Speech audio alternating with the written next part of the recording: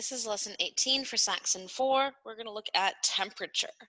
So one of the first things you need to know when you're looking at temperature is you're looking at a thermometer. Now thermometers are becoming less and less common, especially the old-fashioned ones like this.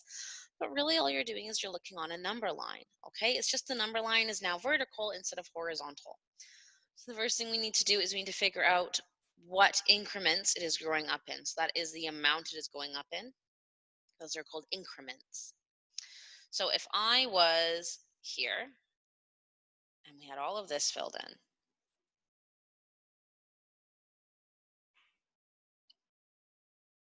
in, then what I'd be looking at, if this is degrees Fahrenheit, is this number. It is not quite 30, it's a little bit past.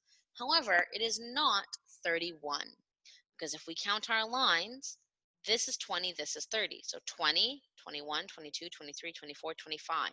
This would be 25 if these were 1. So they are not 25. We need to know what each of these increments is worth.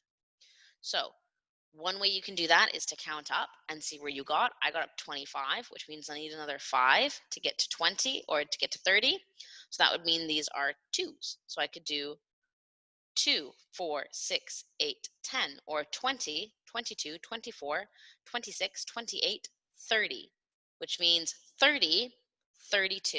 So this would be 32 degrees Fahrenheit. Now, so this says, by the way, this says degrees. And the F is for Fahrenheit. The other one you might see is C for Celsius. Okay, but that's the most important thing about reading temperature is you need to know what the little lines are. You need to know what increment it is going up in. So always check that. Let's look at another one.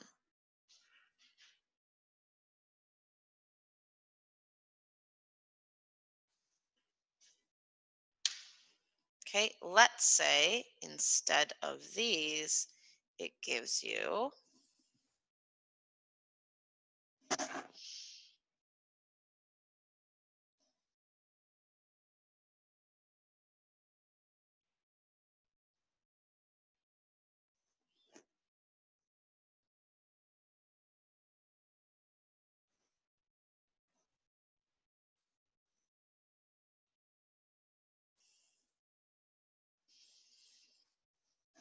and it tells you it goes to here. Now, first thing I need to do is I need to check again, what are my increments? What is it going up in? Okay, and just like a number line, I can look at how many pieces I have. So I got 1, 2, 3, 4, 5. Okay, so I know there are 5 places between negative 20 and negative 10. If that's the case, if I have 5, okay, so 5 pieces between negative 20 and negative 10, I know I've moved up 10. Or yes, I've moved up 10 because the bigger the negative number, the colder it is, or the smaller it is. So I've moved up 10, okay? There's 10's difference there. I only have 5 spaces. Notice that 5 is half of 10, which means each of these increments would be worth 2. So I'm going to count up. I know I'm at negative 10 here is the whole number I have. So negative 10, negative 12, negative 14. So this would be negative 14 degrees Fahrenheit. Again, reiterating, the most important thing about temperature is being able to read the thermometer. Okay, you need to know what these increments are going up and down so that you can get the appropriate number. Once you have those, you can do addition, you can do subtraction, but you need to know what the increments are going up and down. So that's the first thing you should check is what all these little lines mean so you can actually check what the temperature is.